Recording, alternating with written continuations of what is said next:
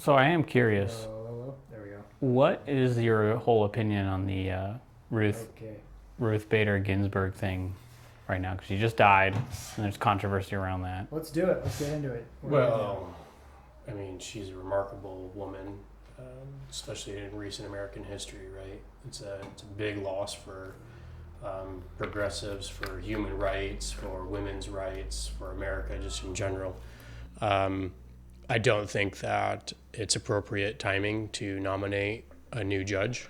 I think that it's inappropriate timing, and I think strategically it's poor planning on Trump's part because he should sit down and wait until the election.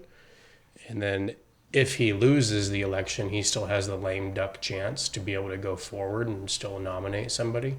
But at least now he doesn't have to deal with a fight. What do you mean lame duck? So let's say Biden wins.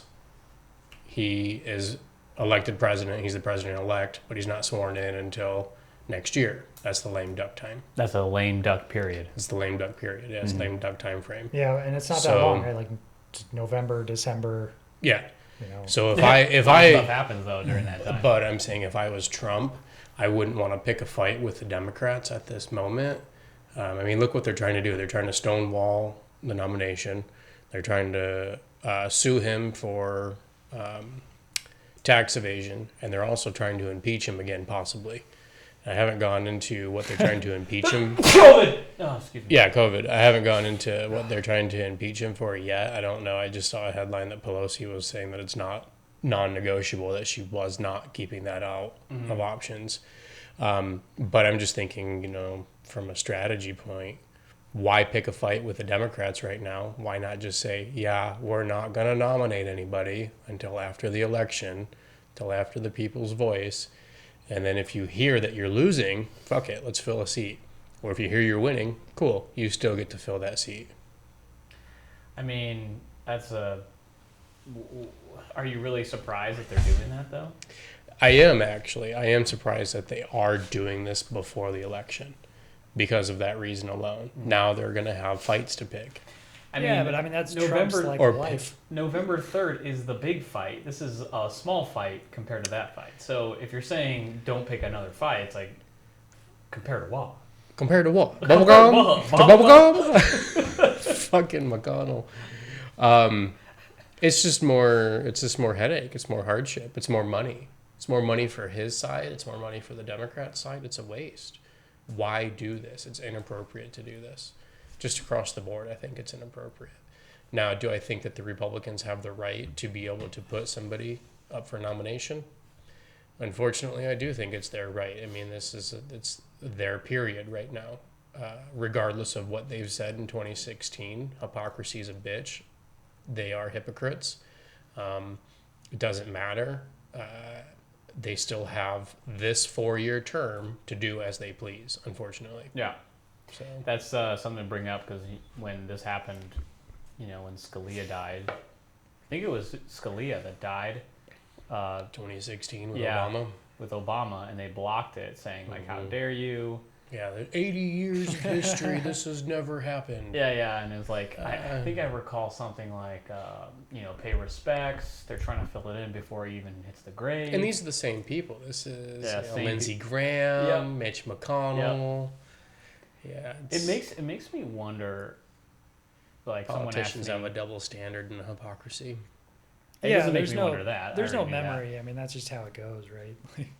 The Democrats will do something, and then the Republicans will be like, "Oh, I can't believe you guys did that! Oh my god!" And then the Republicans will do something, and the Democrats will be like, "Oh my god!" It's like Bloods and Crips, man. It's like after a while, it's like you killed enough of my brothers that I can't move past. Like if I see one of yours, they're dead. I mean, it's similar with everything that they do. Look at gerrymandering, for instance.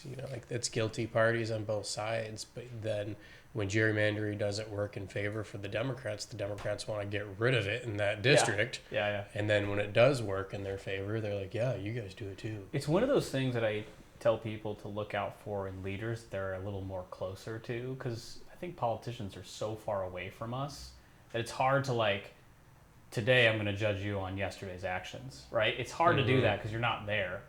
But people often don't do that with their own like corporate leaders or even their own managers or people in their family. It's like you really got to watch for people who say one thing and do as I say, not as I do. But to give that to life, it's like being a hypocrite is one of those signs. Yeah. That you are not to be someone that I should obey without question. There needs to be some question there. Kids pick up on that. Yeah, from parents. it's a red flag for self-service. And you're right, kids do pick up on it. I mean, I remember calling my parents out on things too, like swearing, for instance. How come you can say fuck, but I can't say fuck? Yeah. Well, fuck you. I'm going to say fuck. Yeah. Well, it's like, you're a kid. And it's like, yeah. But then when am I an adult? That's the question for a child. They don't understand that logic. It's just authority being passed down. And they're just like, screw you, but I see it this way, And with those leaders, it's like, how do you because you're not going to vote McConnell out because he was a hypocrite in this particular instance, but it is like a bunch of other stuff that he's done that you would hope that people would do. People would catch on. One simple thing that someone's doing publicly, and you're not thinking, this is the right guy. So McConnell's up for re-election. He's got the contender Amy McGrath going up against him. He's an extreme underdog, right? Extreme underdog. It's not going well. I think, like, depending on the poll that you read, it's within 4 points, double points. I mean, there's just all kinds of, I think, false advertisement, I would say, that's out there right now. Just to try to pressure you to donate money to one camp or the other. But the podcast that you shared with me about Mitch McConnell, Embedded, I wish that people would tune into that type of information, because what McConnell has done to have lobbyists come into government is disgusting, and that is what is a huge problem, if not the major problem for American government right now. Yeah. No way. McConnell's the guy who basically made this stuff happen, made lobbyists come in. Yeah, he's the vanguard. McCain fought him on it. Yep. Big time. And it was like, this is wrong, so people try to think of, like, Republicans always sticking together. No, not the case. And that's why McCain called himself a maverick, because he went against his party on things like this. Dumb question. What is, like, McConnell's role? Like, what is his... He's the Senate House Speaker. He's the Senate House Majority Speaker. Yeah. He is probably one of the most powerful people. I would say he is the most powerful person in the U.S. What does that do? Like, what does the Speaker of the House do? Do you guys know? I don't know. I mean, he's essentially the whip of the House. Yeah. So he's the leader. Yeah, he's the leader. If he's got a bill that he wants to push through, he's going to make sure that all the other senators fall in line. He's in charge of the agenda. Trump can't necessarily do that. No. Like, McConnell and him have to work in conjunction for McConnell to bring people in line with Trump's ideas. So think of, like, yes, I want to get something passed through the Senate. You got to go through McConnell. Yeah. Anybody has to go through McConnell. So you got to understand the extent of the Senate's powers. Is he the one who looks like a turtle? Yep. Yes. Yep. Okay. Okay. Now I know who we're talking. Okay. Right. Yeah. Gotcha. Right. Speaker of the House is Nancy Pelosi. Yeah. So he's in charge of the Senate. Is the equivalent in a sense, because she's been in the game a long time. She's been Speaker of the House. Well, she's supposed to be the balance spry too. whippersnapper. Yeah. So the two parties are supposed to work. Well, the two houses, the two branches of this three-branch government are all supposed to keep each other in checks and balances, right? Especially the president by the Senate and by the House. It's not really happening. No. It's not happened. It's been going away from that intent for a long time. And long time meaning like 20, 30 years. I think the big one was like once Reagan started shifting, everything kind of comes to a point during the Reagan presidency where things started getting like really changing in terms of how politics was done. You started seeing more of this sort of like, I mean, you had a movie star essentially become the figurehead for the United States, and using this very value-laden language like Americans believe in responsibility, and you're like, yeah, responsibility. Don't let them take away your responsibility. No, don't take away my responsibility. And then you started seeing like this rise of this sort of like tribalistic type of politics. We've gone from a movie star to a reality TV star. Dude, it's nuts. It's nuts. These times are so unprecedented. Yeah. So back to your original question, though, about this new possibility of a justice and when this justice is going to come in.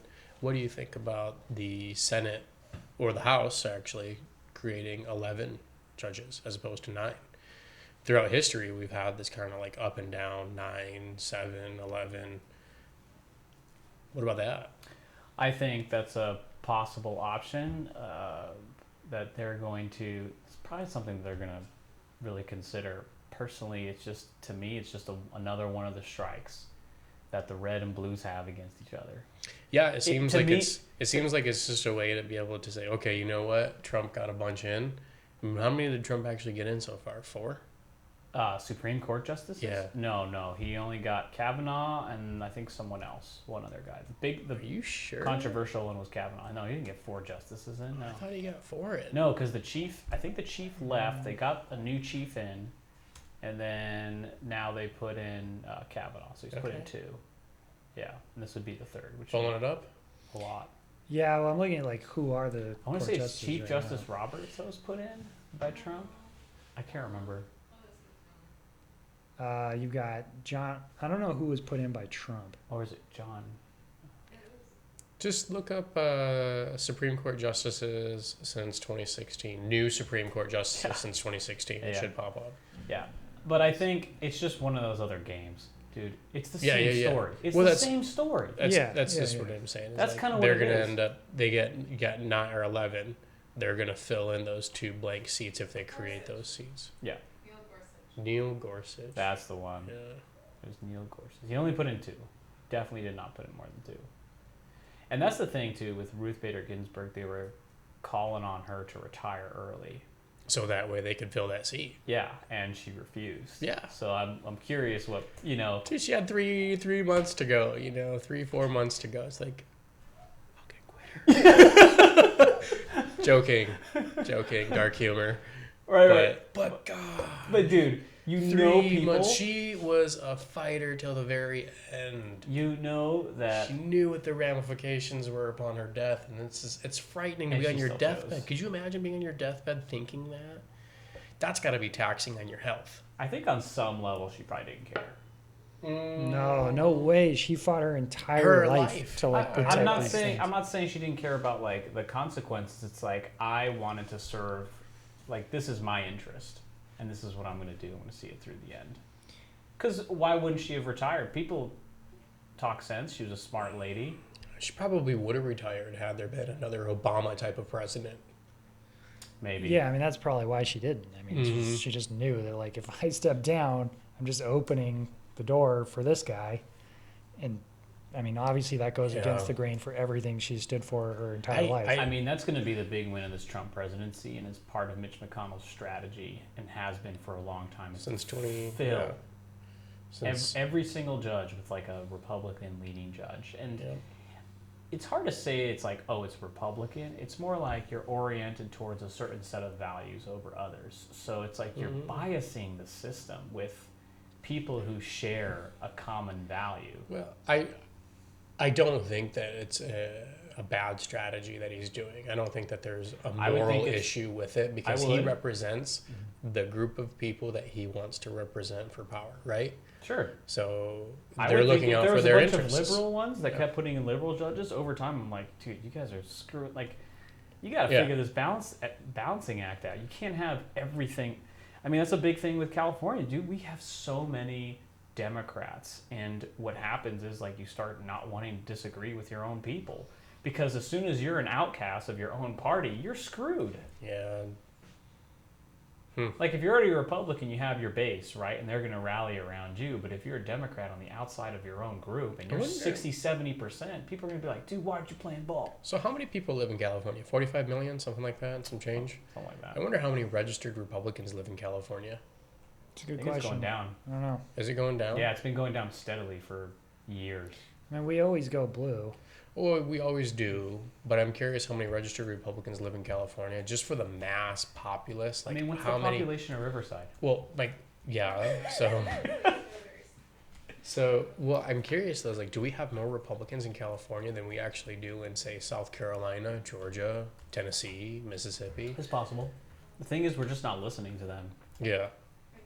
Yeah, 4,700,000 are Republicans. Four? Like 4 million. Dang, dude. 24% Republican in California. Katie, do you want to come on the podcast and replace Hollis with your technical skills? She's got Yeah, you really should. fast typing. I don't want to have to do this stuff. Oh, we have a minute taker now. She's doing notes for us. Good. Great. Yeah, so I think that's Wait, but one really, of the is it problems. only 4 million? That's crazy. Yeah, I mean, 45 million here. 5 million. I That, kind of how many imagine that it would registered be voters higher. are there total? Because, like, Total? yeah. Almost 20 million. Okay. Putting that into perspective, that makes sense. And that's a very big number. So 20 million and some change registered voters, and 5 million of them, almost 5 million of them are Republican. Well, yeah. That's a quarter. So, wait, Wow. so that's how many registered voters there are, is 20 million. Of those registered voters, 8.6 million are Democrats, and then almost 5 million, the 4.7 are. Oof. Oh, okay. So they're in. It's Wow. not just. Yeah, that's more Two kind of in parties. line with what I was thinking it would be. It would be a Still, little all more. those registered voters tend to go blue. Yeah. California. Yeah. Like, I mean, you could say 8.6 Democrats, 5 Republican, but then Yeah. the majority of those, California is Not. most certainly not a swing state. no. It is not a purple state at all. No, And I we think- always go blue. I think we need to, as a state, is do a better job of reaching out to the other side, because we're always seen as that state that leads the charge on some of these things. And in terms socially, we need to integrate more. We need to integrate more with people on the other side of the aisle. But then I see stuff like this. That's an argument across the board for all Yeah. politics. Yeah, But that's- then I see stuff like this, and this kind of sickens me, in a fundamental way. Is I saw this? There's a board out by Alpine for council member ISSA, and in it says, the slogan is Trump conservative. Vote ISSA, Trump conservative. And I'm like, that is so gross. Like, that's the calling. Because you're essentially saying, like, oh, I'm a Trump, like, that's the lead in, not I hold these values. It's just like, Trump guy. That's intense. Yeah. Yeah, it's funny that people are basically piggybacking off of his fame, his glory, Yeah. for lack of a better way of saying it. So, I was up at San Clemente this weekend, and I was in the little neighborhoods up there. I've never seen such an opinionated neighborhood ever in my life. And I say opinionated based off of all of the council member little pennants, you know, that they plug into their yard, little signs all over the place. Council member so-and-so, judge so-and-so, Chamber of Commerce. Like, it was just names that I'm not, obviously not familiar with because I don't know what's going on up there. We should make signs with, like, just mass produced Pinkle Stinklestein. You know, like, something like a ridiculous name. Be like, vote. Well, that's pretty much what the libertarian guy did who wears the boot on his head. There's a guy that wears a boot on his Yeah, head. he's running for president on the Okay. libertarian, Yeah, under the sounds like- libertarian flag. I forget his name now. That's making a I think he mockery calls of it. himself a wizard. Something like Like that. the Grand Wizard? There's good people on both sides. He has an amazing name. It's Vermin Love Supreme. Vermin Love Supreme. Yep. Yeah. Is he libertarian or is he independent? He is an American performance artist Running for president running for president. So, on the California ballot. good. Libertarian, yeah. Libertarian. Yeah. Great. But he's not the main libertarian candidate. Hmm. I think it's a female. See, I think... Does the boot symbolize something? Freedom. Freedom. Freedom. Expression. there's a Individuality. hair on the boot. Pulling it from your bootstraps. No, I think that the big question is, as we're like seeing all these signs go up, is that really all we know is the Trump name and the Biden name. All we know is the Biden-Harris name. Most people don't know who these little tiny players are in their own local community, which is really people who make really big impactful decisions on your day-to-day life. This has to be our job, is like shining light on all these little like decisions, these Yeah. little people we can elect who can actually make a big difference. Yes. That's good. That's a good We comment. have people on the ballot now that are up for election, and can you tell me any of their names? I cannot know. Yeah, Scotty, off the top of your head, right? No. And most people don't know. Issa. Katie Yeah, over there. Katie exactly. can list like 12 probably. So I think part of it is it's like, we don't even know who these people are, let alone what the ballots are, let alone what these people have voted for in the past. I think as people are listening, we're going to uncover, leading up to this election, who these people are, what they're putting out there, and then when the ballot's in front of you, do you have more information now? Because you spent an hour or 2 hours, 3 hours, 4 hours listening to a podcast that explains it. And that's the sad part, is this takes hours of work. Like, we're kind of... man, it takes more than hours. We're doing of all work. this foreplay It's leading up days. to these two propositions, but I took days to research AB 5 and then Prop 22 before we talked about it, which, have you guys thought about that ever since? Well, I you try took not days. to. You're a slow reader, though, right? Super slow reader. I talked to. I read it like this, and then I read it backwards, and then I read it forwards. And then I say, hey, Scott, why do you have to see this? It's a good article. I talked to a Yeah. few people about it. So did actually. I. Yeah. So did I. I actually also reached out to a couple people who I know drive for Uber and Lyft, just to see what their opinions were. Any new information? No, it's pretty much the same.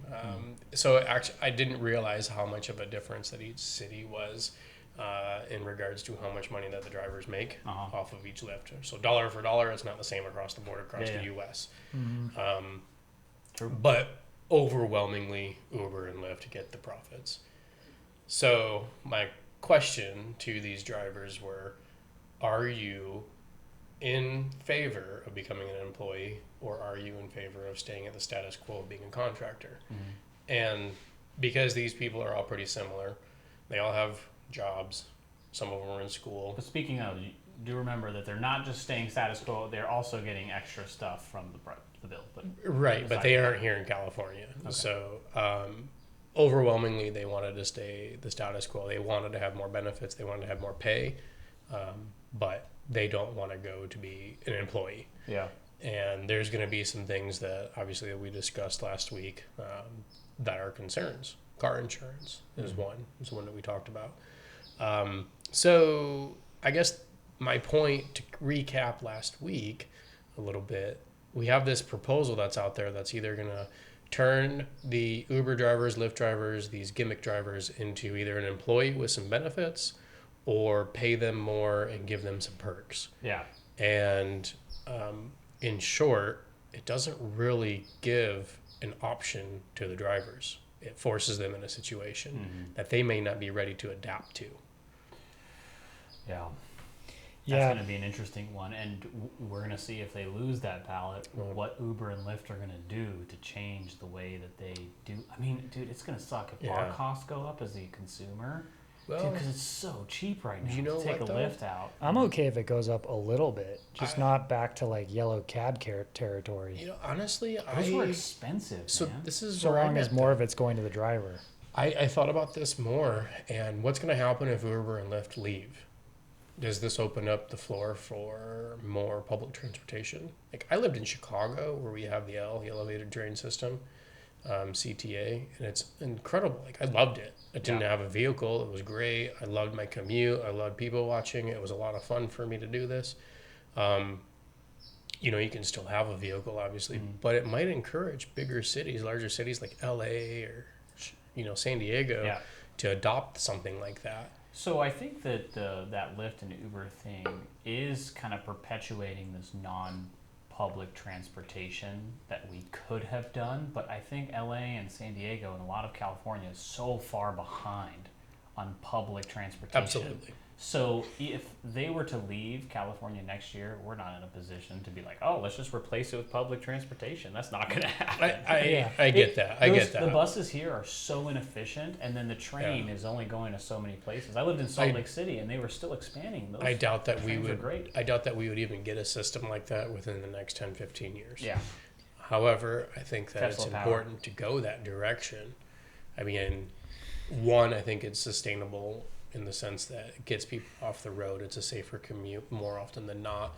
It also helps out with the carbon footprint, helps out with parking for sure, helps out with logistics. I mean, I would love to see something like the CTA system here. Dude, I would love to see the government mandate Uber and Lyft that they can stay that way, but now you have to help us create an app-based public transportation system that is more effective at picking people up and dropping them off, so you have less waste.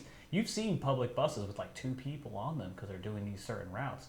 Imagine more flexibility in the public transportation system where it's app-based and they can actually use algorithms to coordinate a track that actually gets you to where you want to go faster and with putting more people in the bus. I think that's a really cool idea of rethinking like what public transportation is. I think a lot of coastal side communities probably block this type of transportation system because they don't want to see that coming into their neighborhood. They think that it's going to be a property decreasing or property value decrease system.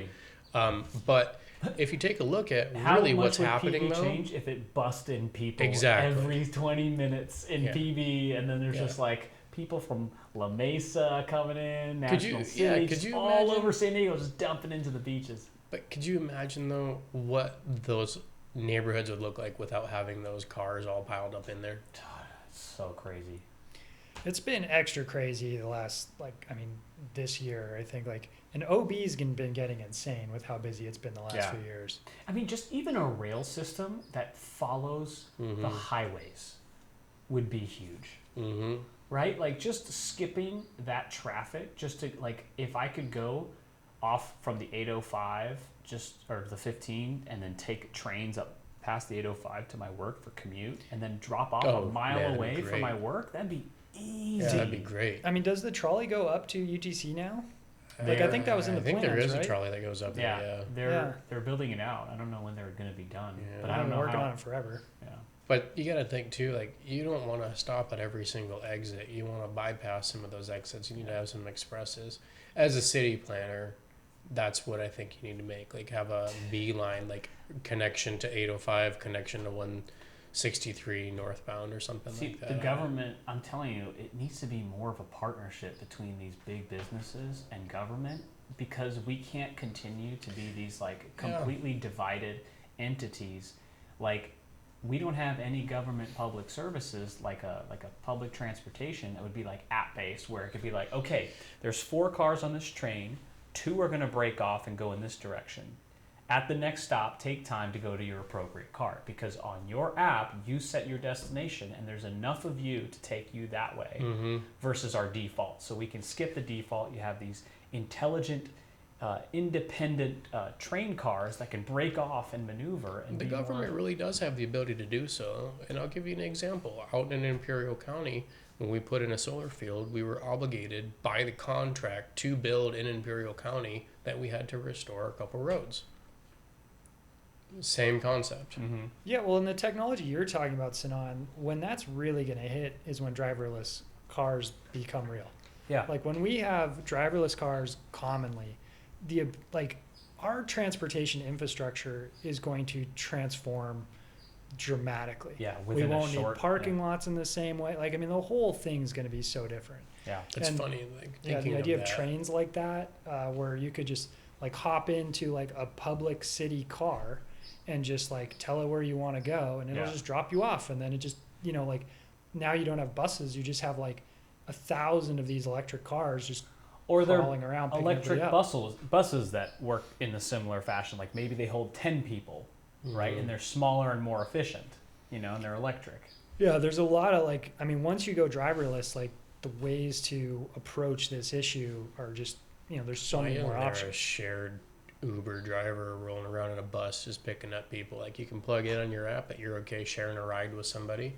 Why not do the same thing with a trolley? That's another feature that I feel like Uber and Lyft don't get enough credit for, is getting shared rides. Before, in a taxi, you had to be oh, do you want to share? It had to be a negotiation between people, as opposed to I just want to save some money.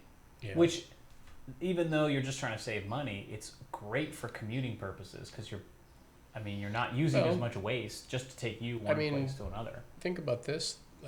Why not have a trolley system similar to an Uber operating based system? where you have a trolley, you know, that hits one of these carpool locations off of the, you know, we'll say the 163 somewhere, and then they zip on down to OB, or they zip on down to Imperial or wherever. Like a big actual trolley. Yeah, I mean, if you should group do people this, together, I should do this. You should do this. Yeah, I'll get right on top of it. Yeah, I'm gonna remake Uber, but make it better. Yeah, we're gonna. Who's with me? Bloober. We're gonna call it Schlooper. Just sloop you around. I only need $400 billion. Yeah.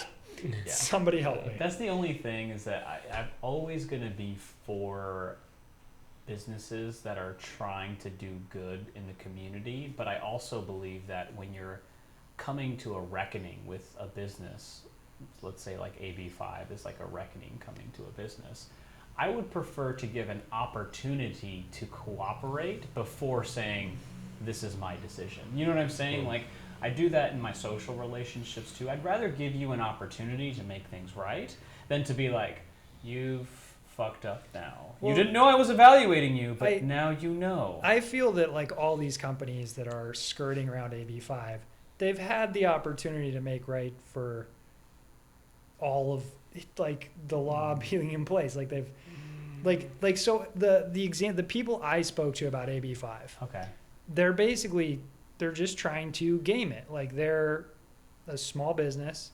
They have I have to be careful. With your taxes? Yeah, I have to be careful because, and he's like, all right, you know, so I just want to make sure that, you know, he's got like one employee, and that one employee is, you know, he treats him as a contractor, and that's that.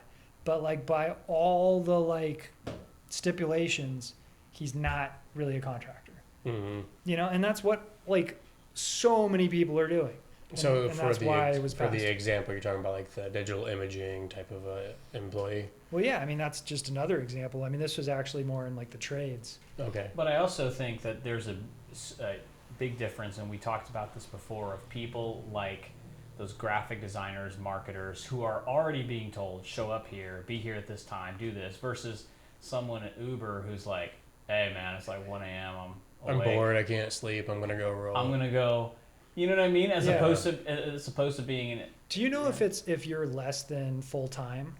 Like if you're driving 20 hours a week or less, like can you be a contractor for them? Probably not, huh? You'd probably under this you'd have to be an employee. I think under the ABC test, you still like how much time isn't as relevant as I think it was like, is this part of their normal operation or not? Yeah. And obviously, but so if they were an employee, why do they have to be an employee that works designated amounts of time? Why can't I be an employee who just racks up an hour here or there, but then I still get all the benefits of being an employee? That's what Uber and Lyft are like, dang it, we're going to have someone who works 30 hours, like this tiny little amount, and then they're going to get full benefits, you know? I mean, 30 I think is respectable, but I get your point. 32, I get your point, yeah. Yeah, that's fine, but that's how it is for every business. And they're going to work, but then they're going to work when it's possible they could work during hours where it's not as flexible as it could be. Who's incentivized now to work at like 1 a.m.? Again, to my question, why would you regulate when someone has to work just because they're an employee? Why wouldn't it be, you're an employee who could rack up as many hours as you'd like. Well, once you break over 32, if you want benefits, you have to regularly do more than 32 every week. You know, like why can't it be flexible underneath the 32 limit? And that's what's missing in this proposal, is that kind of commonality, that kind of ground. Well, some of it is Lyft and Uber's choice, because like you said, Lyft and Uber could say, okay, you're employees, but you can work whenever you want. But we don't know what they're going to choose. They could say, you know what, to reduce our liability, we're going to cut hours. Because here's what's going to happen, is they're going to find, especially under their insurance policies, that there's going to be more accidents at certain times of the day, which is going to increase the amount of liability that they have for their employees. The thing Uber and Lyft both did phenomenally well was that they figured out how to deal with like load balancing, right? Like if you have more demand downtown at 2 a.m, how do you get more Uber drivers down there? And they came up with their, the surge pricing, right? Mm-hmm. So the driver makes a lot more in surge pricing. And that was brilliant. It totally worked. So I don't buy an argument from them saying that like they're not going to be able to supply people when and where they need, because I think they came up with an incredibly brilliant creative solution the first time. And I think if you're not forcing people to work an 8-hour day and you're allowing them that flexibility, you know, I don't see why you can't be, if you're under 32 hours or under 25 hours, whatever it is, you get certain benefits of being an employee, i.e. Social Security, you know, whatever. But then above that, you get the benefits, and then you choose how many hours you work. But that's also, I wonder why that's most not companies, possible. Most companies, you don't get full-time benefits until you're over like 32 hours. That's exactly the point. Like, that's what I'm saying. Why wouldn't we treat them like other companies? Because all you're saying is, why don't they just do the same thing that they're doing now, but cost them more money? Exactly, yeah. That's what, That's exactly what I'm saying. that's what you're saying. Yeah, that's exactly what I'm and saying. there's a reason why they're like, no, we don't want to pay a bunch more money. Well, no, I get why they don't want to pay a bunch Yeah. more money, but this is about helping people live fulfilling lives where they make adequate money and have some sort of social safety nets to help them. If you're a contractor, you don't have any of those social safety nets. Is that really what this is about, or is this about something else where politicians want to hold Uber and Lyft accountable to pay more money? At the expense of other people. At the expense of the employees. I mean, that's a debatable point. I would have rather seen them just tax app-based drivers differently. It's like, if you want them to reroute that money, why don't you just reroute it? If the government wants to do it, why not just reroute it? Yeah, I don't know. What do you mean? So like, okay, so you have a certain tax structure for app-based driving that's a little different because they're benefiting from independent contractors. And then you can take that money and put it back into the system. So you're actually taking money not from, you're taking money from the top rather than changing how they actually have to do business. So you're talking about taxing contractors? I wonder. No, Taxing Uber and Lyft. like for their having corporate contractors. Yeah. For operation. Well, it's kind of what this prop does, 22. It does. It costs them more money, but it's forcing them to change their operation. Right? They're going to have to adapt their operation to this too. Well, if they do if the new thing passes, then it seems like they don't really have to change much. They Yeah, just that's offer interesting. some additional benefits. Yeah. Yeah. Yeah, I'd be curious to see what happens. We're going to find out November 3rd Yeah. how Californians vote. So let's talk about these other ones then. Let's get into them. Even we talk, we can still go down the rabbit hole. Like, I feel like there's still other stuff that we can uncover, but it's like, Yeah, let's dive in. Yeah. So what do we have today? We have 14 and 15. 15. Yeah, and 15. I'll do 16 next week or next time. Yeah, let's, I don't know, I mean, 15 is the tax on commercial and industrial properties for the funds to be appropriated towards education and local government. What is 14? 14 is a $5.5 billion bond to basically fund the California Institute for Regenerative Medicine for another, whatever, decade or so. Okay, I want to hear about this commercial property thing first. So they're going to tax commercial property? Let me read you what a vote yes means. Okay. Ooh, I love it. A vote yes supports the constitutional amendment to require commercial and industrial properties, except those zoned as commercial agriculture, to be taxed based on the market value rather than the purchase price. So what that means, let's say you bought your warehouse. Let's say you bought your 1912 for $500. Oh, man. You pay taxes. There's a little bit more to this. You pay taxes based off of your purchase price from 1912, Which was $50,000. plus and a rate of jar inflation, of raspberries.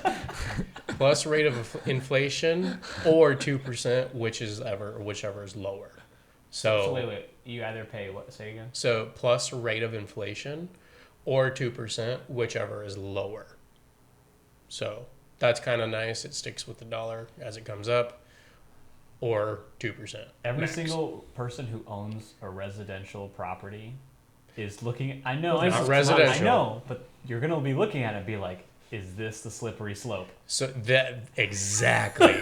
So I rented a house from an individual who bought his house in like 78 or something like that. Yeah. And he still pays property taxes from 78 with, something similar to this, a rate of inflation with 2%. I have the Now, winning next story door on that. to us, next door to where I used to live, a young family bought their house of equal square footage, equal value. Their property tax, you can see this all on like Yelp and Redfin. Their Zillow and all property that, yeah. tax, Zillow, sorry, was thousands, thousands more than what ours was. Okay, wait. So there is a nonprofit called Bankers Hill Club. They own almost city block in Bankers Hill, San Diego. The hot spot. It is a great location. Hot spot. View of the airport and downtown. It's incredible. They bought it for $50,000 back in like 12 or something like you're saying. That's so And sexy. they literally pay, and I'm not making this up, $100 a year in property tax. Okay. So my wife and I pay like $7,000 Yeah, I a pay year like for this 6 like grand. tiny house we live in. So hang on to that right there. Okay. Do you think that is an okay assessment? Do you think that that's an okay standard to have? I mean, it's interesting. I mean, they're a nonprofit, so I'm like, well, maybe nonprofit could be treated as a separate category. It's not commercial. Yeah, it's like not Okay. commercial. So Let's there, say I it's think. your business. But hold on. So I'm not done because I think actually, yeah. I actually feel that's. I don't know. I feel it's okay to a point, but I feel like there should be some way where it should be Okay. increased to keep up with the times. I don't know what that Which is way what though. that rate of inflation would be, or 2%, whichever is lower. So hold on. Yeah. Let me give you another scenario. We Okay. have tons of small businesses scattered throughout our neighborhoods. Those small businesses, there are some stipulations to this proposal. So, for instance, a small business is identified, and we'll get into that in a little bit, Oh, stand. where they have exemption. Gotcha. So, some small businesses are for sure going to be impacted by this, like our definition loosely, as we call it now. So this proposition will rewrite what a small business is, which is also another scary thought. What? So before we go into that, yeah, So before wait, we go into that, You're voting on something that changes the definition of something that you're not aware of. Yes. And is that Yes. clear in the bill? no. Oh my Yeah, there's actually things to think about in these things. Oh Yes. my God. Yeah, there's sneaky things in getting these hot bills. like I got diarrhea or something. Jesus Christ. So, if you are for this type of standard, so a vote yes to change this is what this is saying. If you vote yes for this bill, you're going to take those businesses that qualify under this and you're going to force them to now pay current market value for that piece of property. Okay. So you own a hardware store, Yeah. we'll say right on the coast. You've been there for 75 years. Yeah. OB. Yeah. You've been there for 75 years. You paid $50 for your piece of land. Yeah. We'll say $10,000 for your piece of land. Your property tax is $500 a year. Now you have to pay market value of what that business was. And your margins You're were going to crush that business. And market So- value for that is, I mean, Yeah. it's just out of the question. You're talking Okay. about tens of thousands of dollars. Okay. Yeah, it's So- just never going to work. So where I'm Let's- at right now, what you're saying, I still have questions that I need answered because Yeah. I could be okay with it because I have some scenarios I want to paint, but I want to hear the rest of this. Yeah. Okay. So what is the example of a small business? That's the first one that comes to my mind, right? Okay. There's a dollar amount. Where's it at? I have it in my notes, and it's been over a week since I've looked at my notes. I apologize for So you're not being giving me- completely prepared for this. So you're giving me the definition of what a small business will be? Under this proposal, yes. So Well, one of the things that I'm questioning as you're figuring out what that is, one of the things that I'm asking is this an opportunity to get rid of shitty businesses that are just holding their property because they can, as opposed to letting someone with new money come in and help pump like newer stuff into the building? For example, on 30th and El Cajon, I'm curious what's going on with this building. 30th and El Cajon, hot spot, right? That's dead center North Park. Yeah, I know that part, the building you're talking Not about. El Cajon, University. There's Okay. also the thrift store, which Okay. is gross and has that bus stop right there. But on University, across the street from Encontro, which is a pop-in bar, there's this huge shop that looks like an old convenience store next to another shitty convenience store. Yeah, right next to the bank. Yeah. How is someone not like, dude, I want to freaking develop that thing? That is like so many people are there to go in there, reconstruct, do development. I'm wondering if the property owner is just holding. And it makes me wonder how many other shitty businesses are holding because it costs them almost nothing to stay in operation. And they can afford to have crappy transactions throughout the year, tax write-off, they have this great property, and eventually someone's going to pay buku bucks as opposed to, dude, force these people out. Some businesses need to go away and make room for the new. So that's where I'm kind of like, okay. So here's what this is what the caveat is for what a small business actually is considered. Okay. Businesses that own less than $3 million in assets.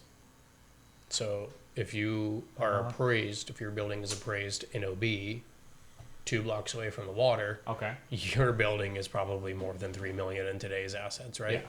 So if it's less than $3 million, you're a small business. Also, if you have less than 50 employees, you're a small business. that's assuming you own the property. But So you are have you to. still, It's your asset. It's an asset, so you Yeah. have to own it. Yeah. So if you're Yeah. leasing for 75 years, Yeah. a little bit different. You're gonna be exempt from this. Yeah. But having Unless fewer, you have $3 million in assets elsewhere. or you can have fewer than 50 employees and must be independently owned and operated. wait, so why, if you're a small business, why did like classify it as a small business? Are you exempt from this increase? You're exempt from the way that this tax proposal is going to affect you. If you have Okay. fewer than 50 employees. Fewer than 50 employees and independently operated and owned. And less than $3 Less than million. $3 in million. Less than $3 million in So if you have more than 3 million in assets, you're not a small business. Yeah, and that means that if your property, let's say you have 2 people working the shop, and your property is worth more than $3 million, you're going to get hit. Yeah. So let's say you own a 3 million's a surfboard. lot. Yeah. No, 3 it's million's a not. lot. 3 million's a lot. 3 million's not a lot when you look at actual property values in California. though. Most people who like run small shops in a place like that, they just rent the space. What if I had a business in my apartment, right? Let's say I own my apartment. My apartment being an OB. It's the size of this kitchen, but I own a small business. I'm operating, let's say, I don't know, I'm making fucking stickers and sending them out. Now, my sticker company, being that it's in that apartment, which is probably more than 1 million, what if it was a nicer apartment that wasn't, dilapidated and falling down? Yeah. That's a $3 million apartment easily.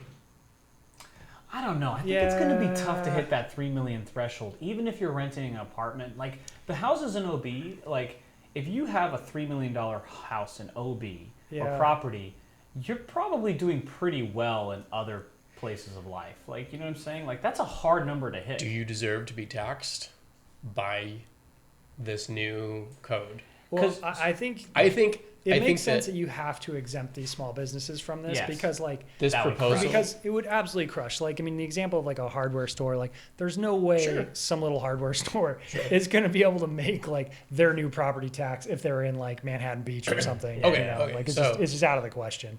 We can agree that this is going to crush some small businesses. Can we agree? If they don't fit that exemption. But I do think that $3 million threshold does draw a decent line of separating. Like, okay, you have to update it. See, I very much disagree with that. Well, give us some examples. I'm trying to say like some of these shops that are downtown. Okay, well, I'm not listening to you. So exactly. I mean, like so let's say I own like a laundromat, right? Well, there's no way. Like even if my building is like really nice. There's no way that building's $3 million and plus my material. I'm saying that these buildings that are like OB Surf and Skate, Mike's Tacos, I don't know, the fish market that's over there. Those are buildings that are right next to the pier, right on the water. If you think that that's not a $3 million building, I challenge you to go and take a look and see what that commercial value is. I'm not so sure, but I'd be very surprised if the shops that are in there are actually owned. I think some of them own the building.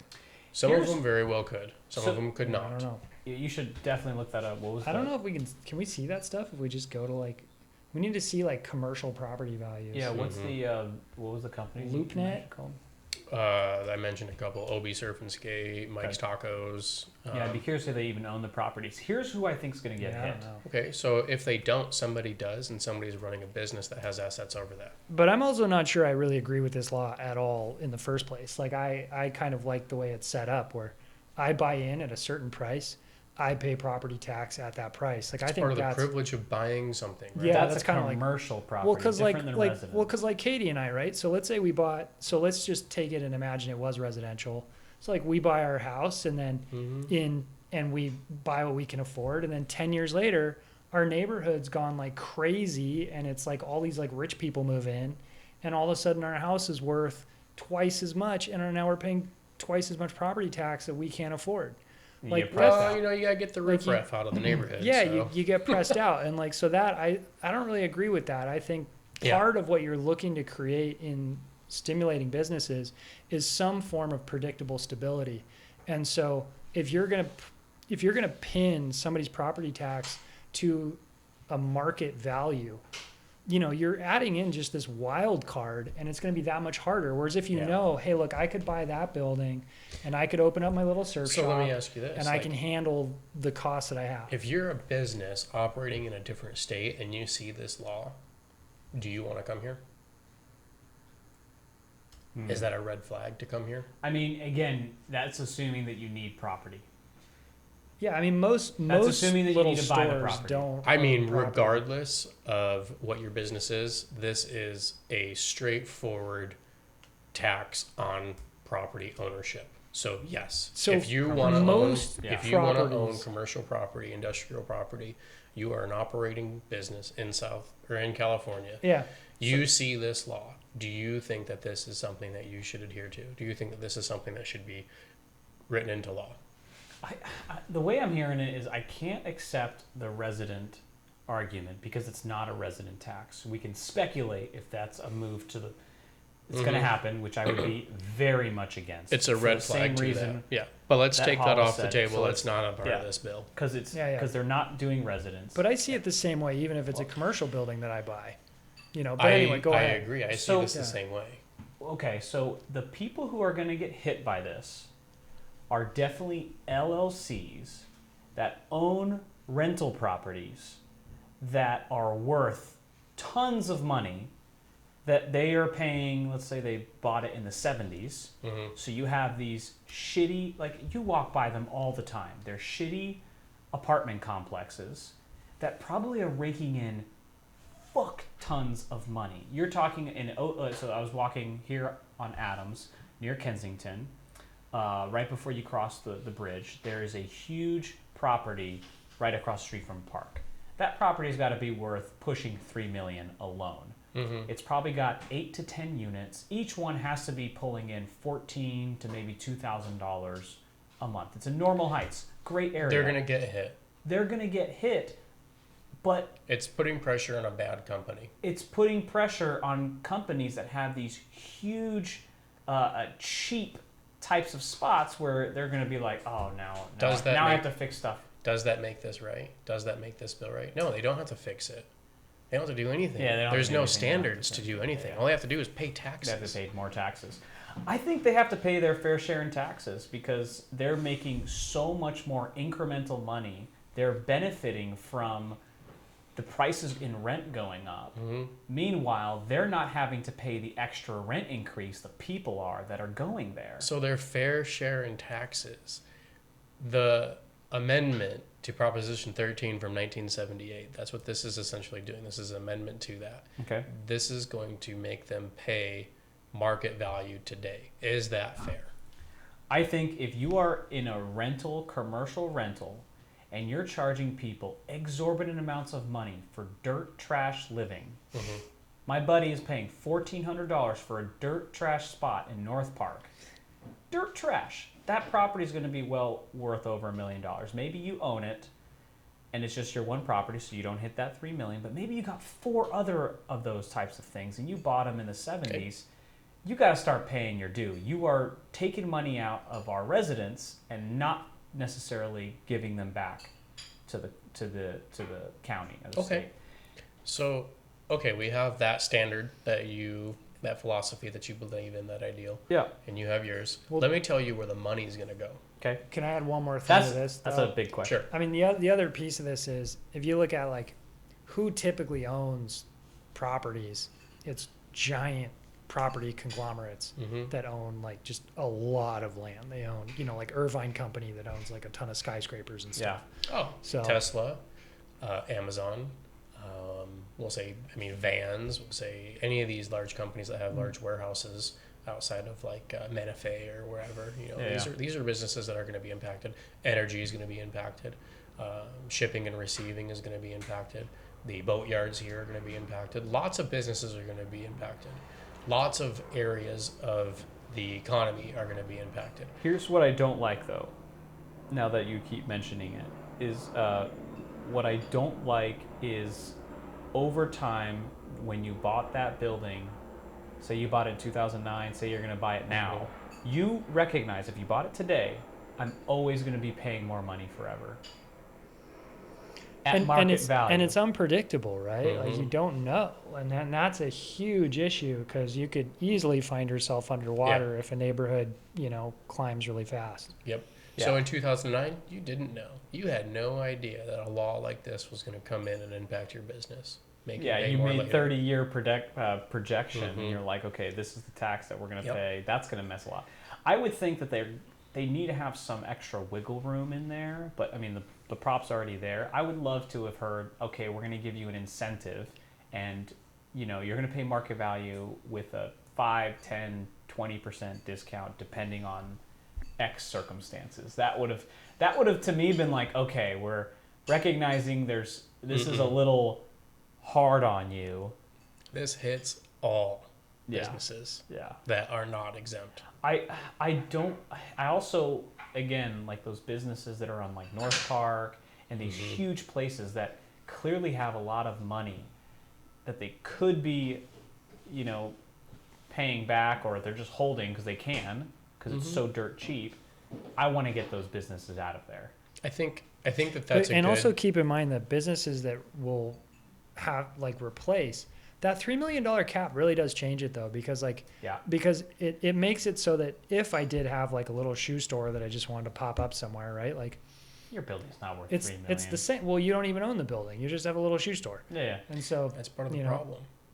Yeah. So then you just rent your space, and then the building owner probably owns 4 or 5 properties.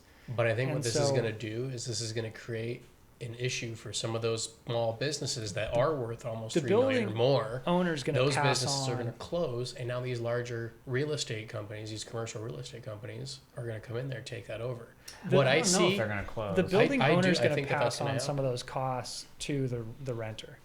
They're definitely going to raise rent in areas to make their numbers. But I don't know if Lighthouse Ice Cream in OB is owned properly or privately or not. I don't know. So let's just say hypothetically they are. Okay.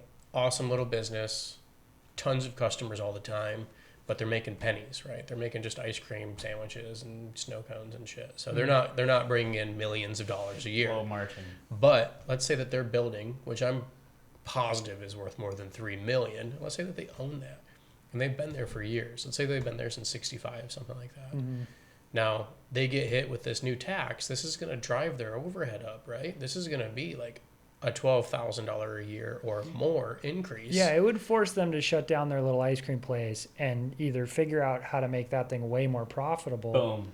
Or just sell. Why should they be forced to do that? I think the $3 million threshold is too low. I think it's going to impact some small businesses that don't need to be impacted. So here's an option. Could you not section off your property and sell parts of it so the portion that you own is actually smaller? Because if you have this... The building is like this size of the room. What are they going to section off? Yeah. I'm just trying to think, if you're a building owner, then you're going to have to start thinking, okay, if I own the building, maybe I can downsize to a more affordable operation.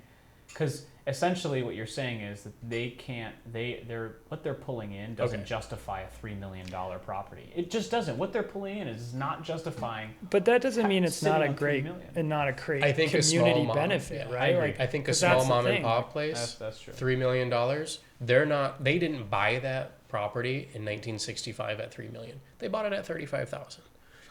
Whatever the and they prices definitely were. couldn't afford it now at $3 million. And they definitely couldn't afford it now at $3 million. But what they're doing now is still running a kick-ass business. They're busy. They're making profits. They are employing people. It's a great place. It's family fun.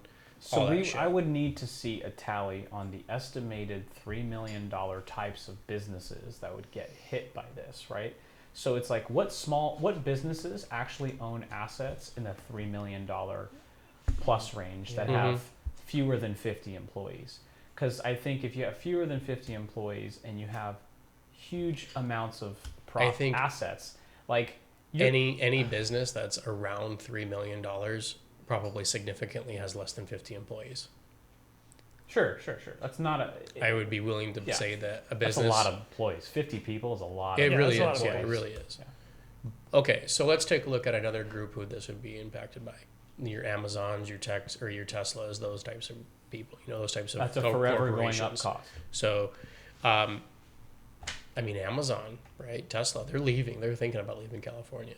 They own millions of dollars in real estate across California.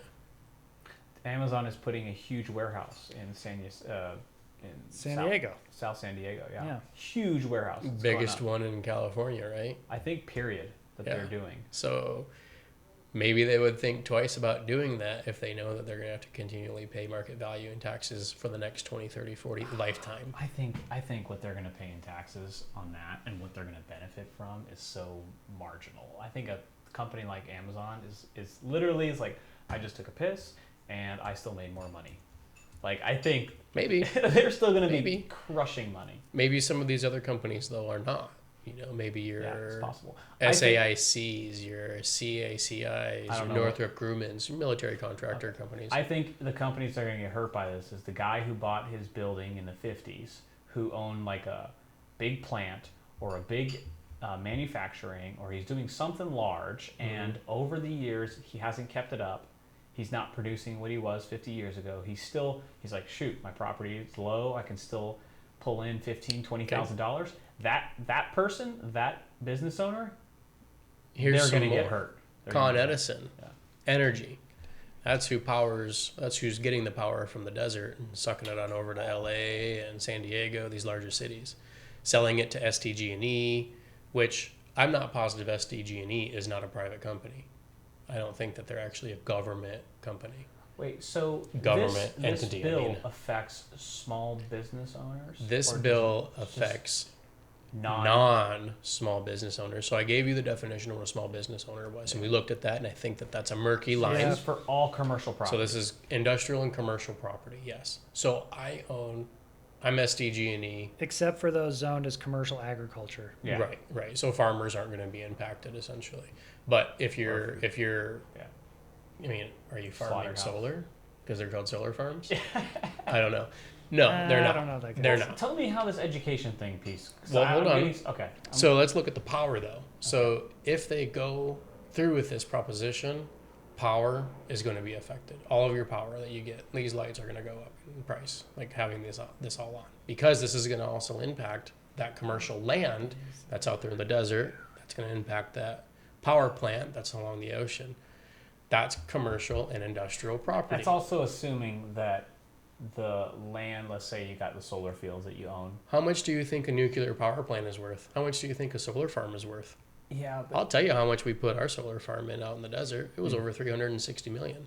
No, right, but Yeah, how much? I don't see that property value going up a ton. That's the part. It's like, is it going to go up significantly? You're in the middle of the desert. Yeah, like who's like, oh sweet, I'm going to go build my houses over there. We're going to build a community. But they're not necessarily going to increase that property value in the same regard as it's just going to naturally inflate, right?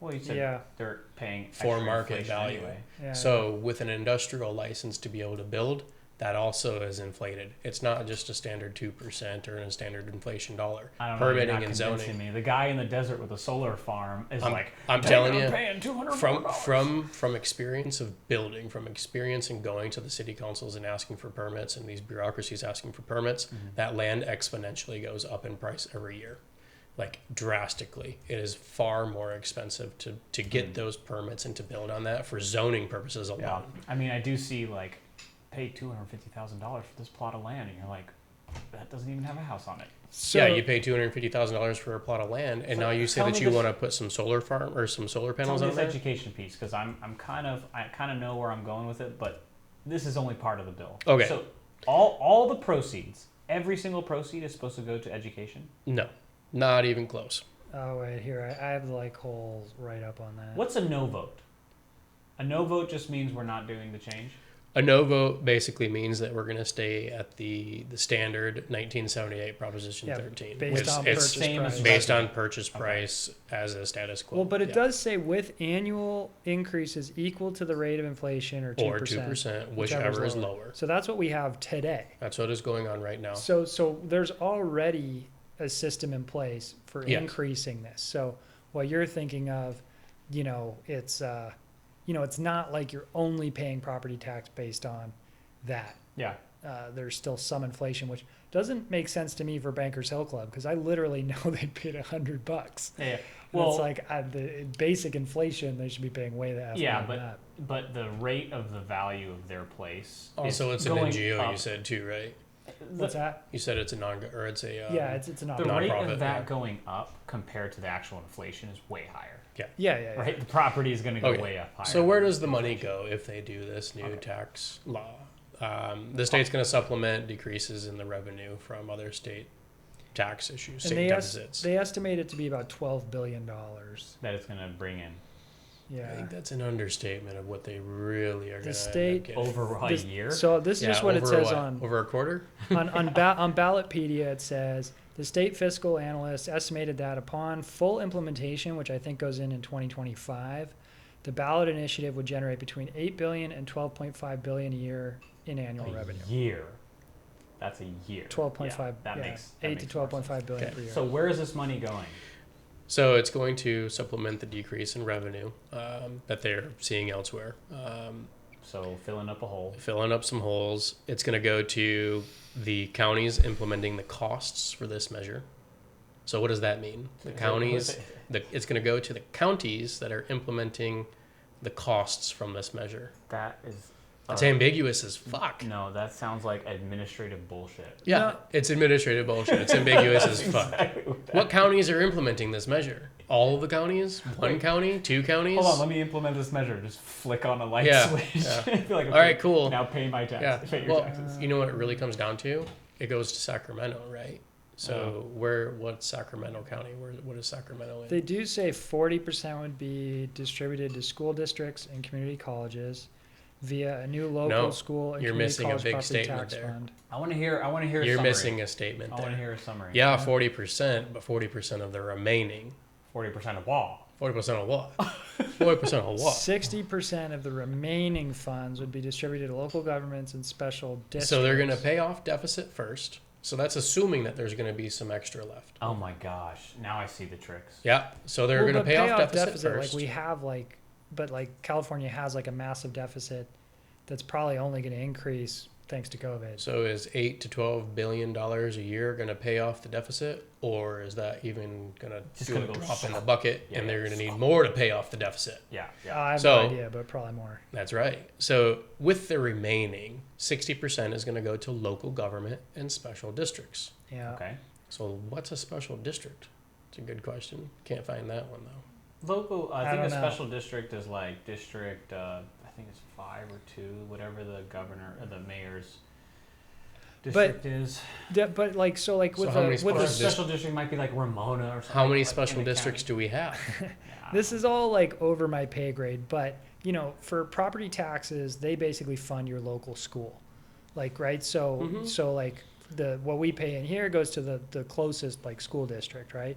So I think, Some of correct what me you if pay I'm here. wrong, some of these commercial property taxes would be going to the local Right, school and whatever the community next- college. Some of which, Property yes. tax So they're going to pay the deficit. Mhm. Then they're going to have any remaining broken out for 60% going to local government and So, special You districts. got 20,000 to dish out. So local government and special districts, why isn't that included in the deficit?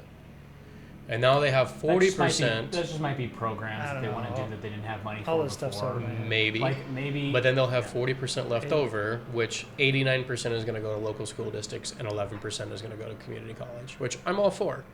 Here's the misleading statements to these, though. Yeah. One, they don't tell you exactly how the funds are going to be broken out and where they're going to go.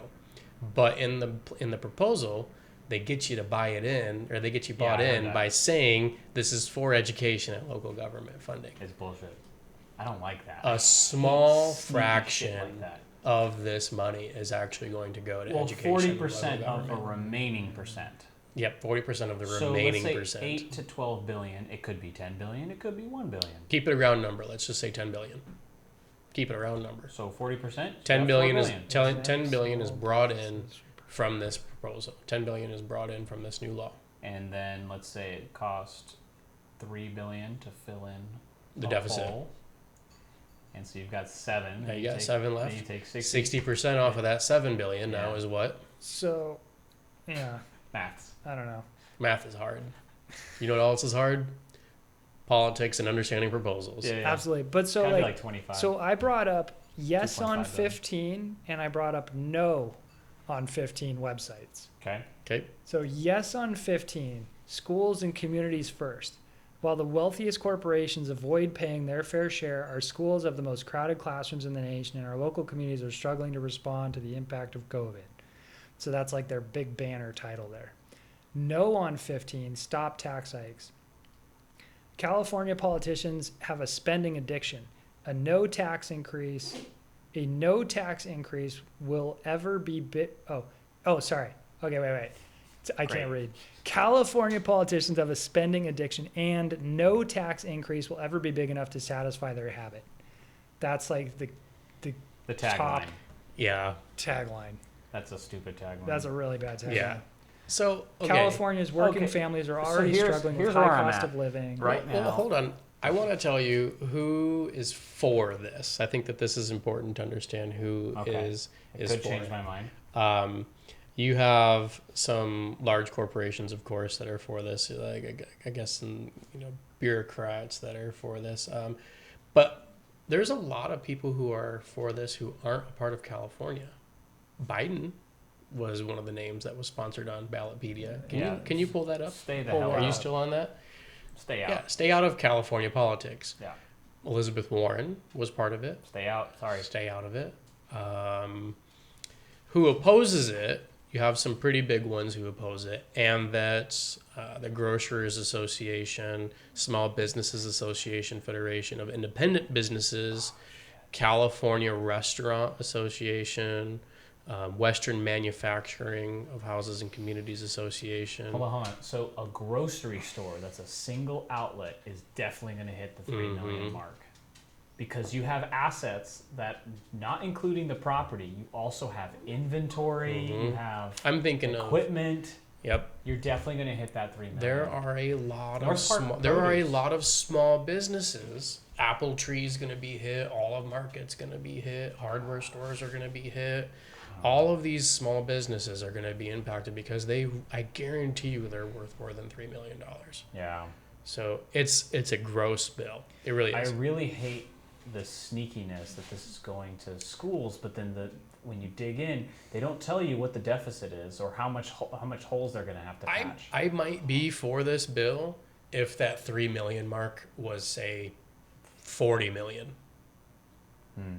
40 million is huge amounts of assets. So 20 million. backers of Prop 15 claim only the rich will pay for the massive Prop 15 tax hikes, when in fact the taxes are commonly passed through to small businesses and working families. So when I hear language like that, though, well, it's the trickle down thing. It's like, Yeah. well, yeah, if we get charged more, I'm going to charge you more. Yeah, I think that's bullshit. So yeah, it's bullshit. It's fucking It's bullshit. bullshit. So like, it's bullshit. threats and hostage taking, backers of Prop 15 are threatening voters that they will close schools and hurt seniors with budget cuts if you don't give them your money. That's By stupid. which, all caps, your I money, hate both of this, by man. voting for Prop 15. These same politicians refuse to reform wasteful spending, hostage taking. Should never be rewarded with your support. Unfortunately, I think. Like this is really crap. Yeah. Unfortunately, I'm thinking, okay, look, I would like to see certain corporations pay more of their fair share. You own an LLC. You're taking advantage of people who live here. You don't even live in the state. You have a bunch of complexes. How does this cut small business taxes? I think there's a $500,000 You keep increasing exemption. rents on people, and they're bringing you $40,000 cash flow every month. The big businesses like the Teslas, the Amazons, the Chevrons, those larger companies, those larger businesses that are operating here, I think that they should pay more. I would agree with that. So that one still might be going, but we don't know. But these small companies, like that grocery store that's in OB, like Olive Market, like Olive Tree, like all those small ones, no, they should. Well, you guys help me understand what this means. Just 10% of California's most expensive non-residential commercial properties account for 92% of Prop 15's loophole closing revenues. Say it one more time. 10%. I missed the first part. Just 10% of California's most expensive non-residential commercial properties account for 92% of Prop 15's loophole closing revenues. I like that. Now break down the 10% further. Hold on. Don't break down that 10% further. Mm-hmm. Well, unless you're looking at the plateau of that 10%. So how much does that 10% actually own? What's the average that 10% actually owns? It's going to be above 20 million. Oh yeah, for sure. Then why are we going after 3 million?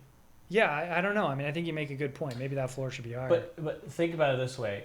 So if only 10% of all businesses account for what? 92% of the law? 92% of what they think they're going to bring in. Of Prop 15's loophole closing revenues. So yeah, meaning the income they think they're going to make, it literally 92% of that income is going to come just from 10% of these commercial properties. They need to go after the 10%, not the 90% that's with that.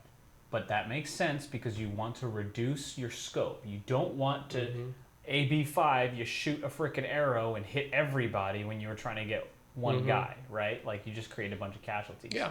So they're shrinking the margins. I would wonder per million that goes up, does that margin get smaller? So here's what I'm liking so far. Let me sum up where I'm at. Because I came in some more of these bullet points. I came into this 100% not knowing what the bill was about until you proposed this. Me too. So where I'm at is here's what I like. What I like is that there's this opportunity to get certain unscrupulous people who have been benefiting from rising market prices to pay a fair share. So I like that.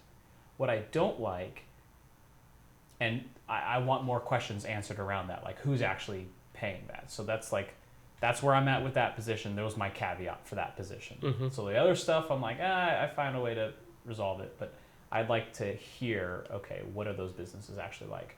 What I really don't like is this language that's being used, and that turns me off. It makes me feel like I'm being duped, and that's concerning to me because if I'm being duped, then that means you're making decisions based on some way somebody's manipulating you. So someone's telling me these funds are going to get used to help promote schools, but in truth, almost zero could go to produce schools. I have no clue. Potentially zero. Potentially zero could go to. Mm-hmm.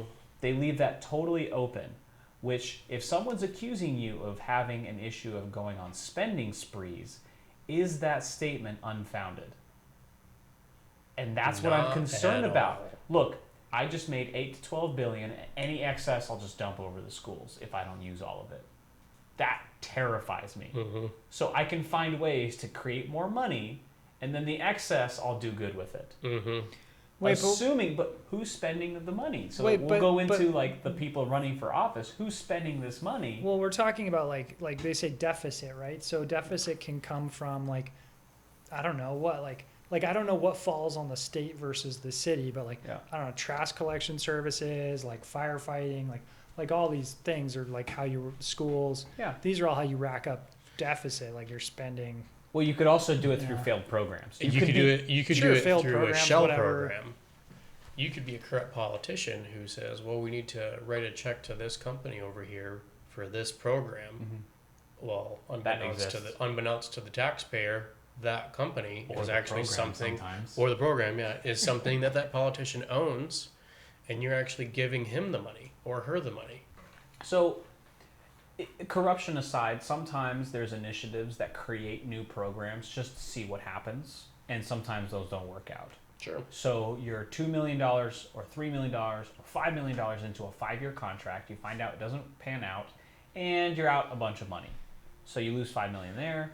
Another program works. So there's that way too. Aside from corruption, there's just good intentions that don't work as well. So I think in summary where I'm at with this, I think that one, this is going to hurt small businesses. What my definition of a small business is, inadvertently. 2, there's not clear lines on where the money is actually going for me to want to support this. And 3, the potentiality for $0 to actually go to the prime location that it spells it out in the actual proposal. There's a potential of $0 going. That is frightening to me. That is attacking people's values, attacking people's good intentions, and I think it's sneaky. I think it's conniving. To me, it's summed up because I think we're saying the same thing. So it's whether or not you value having corporations pay their fair share. Well, versus do you value making sure that money gets directed in good ways? I think that there's also a fourth subject for this too. Like, do you think that corporations should have their fair share in taxes? But I think that this is also going to push some businesses out of here. So do I want to see jobs leave California because of this?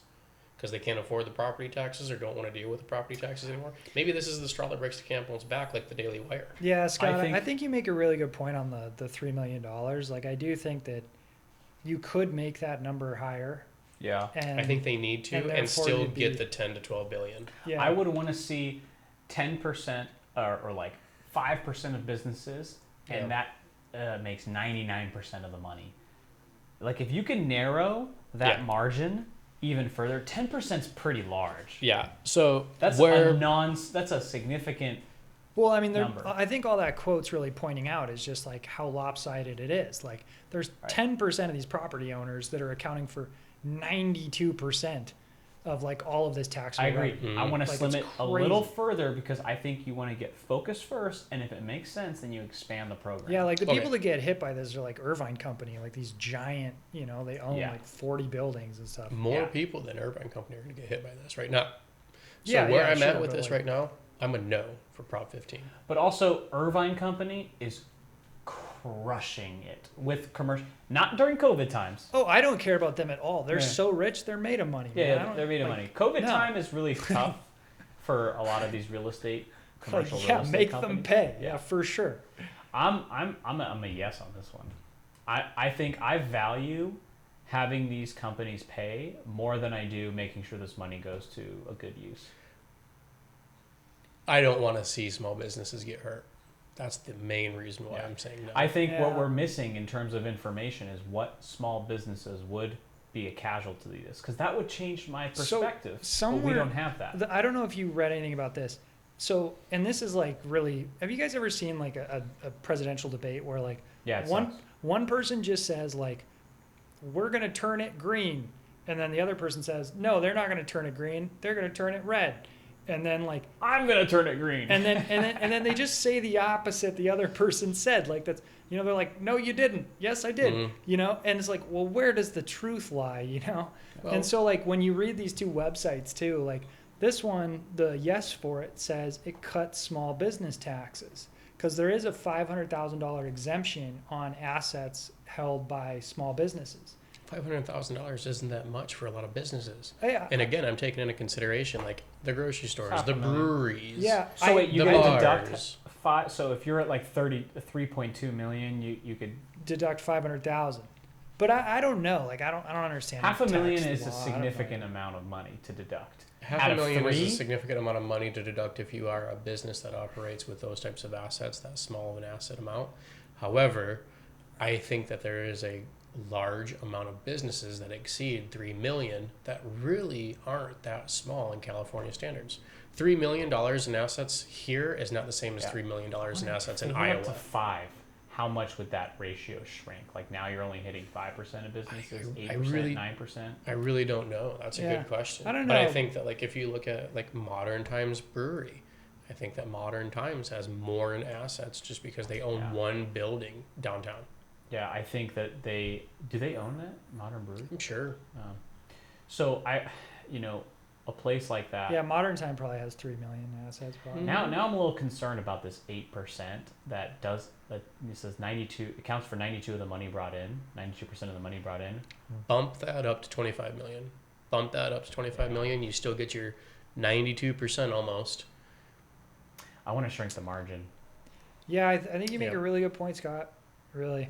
Yep. Yeah, this is a tough one. This is a tough 3 one. million Yeah. is going to impact a ton of businesses. Yeah, when I do read like the no for on Prop Sounds 15. skeevy. Oh, it's so just Yeah. like let the rich people be rich. Well, Yeah, and we'll there's- give you a little bit. Yeah. There was a quote too. Otherwise, I'll give you nothing. There's a Yeah, quote it's too. just I like I oh. should have wrote this guy down. He said something along the lines of, "This is going to impact agriculture." I'm like, no, it's not going to impact agriculture because it spells it out pretty clearly that it excludes agriculture. Yeah. Yeah, So and there's it's so like, much and then it's stuff like misinformation that, like about all this stuff. Republican who's putting it out there to say no to this.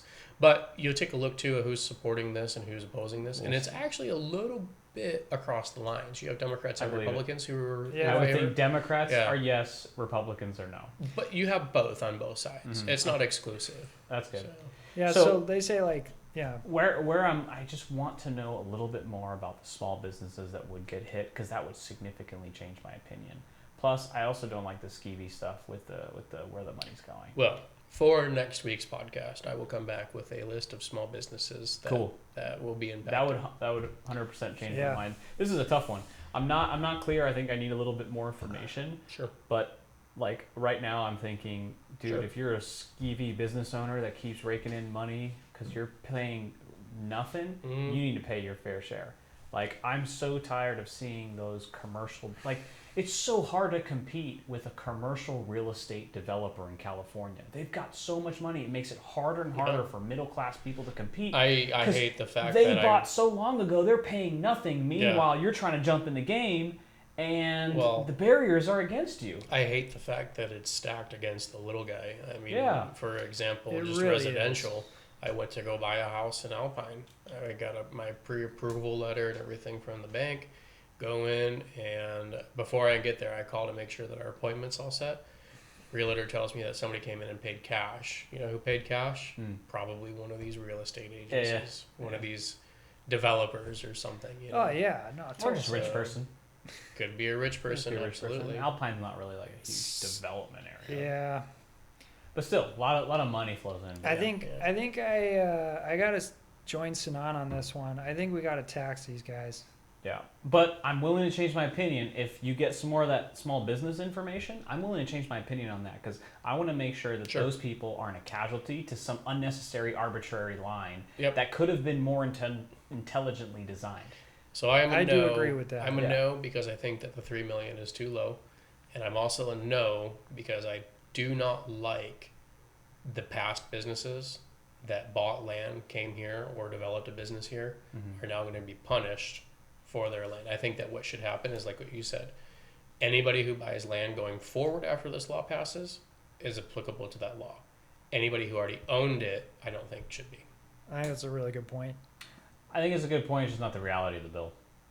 It's not the reality of the bill. I think the 3 million mark. I'm Yeah. willing to say the 3 million mark might be too low, but you have the burden of proving that to me, and sounds like Hollis as well, because that could change that real right there. If that 3 million is too low, I could be like, nope, screw you. Go back to the drawing board, come back with a better bill, Yeah. and bring it up to 5 million. Change the language on this where the money's going. I don't know how to find this information for the businesses that I suspect, but I'm going to try to find like my examples: the grocery stores, the breweries, the bars, the gas stations. Dude, if you give me a the- list of the 2 places marinas. to call, I'll Yeah, call yeah. myself and be like, hey, what do you think about this bill coming up? I don't mind cold calling people.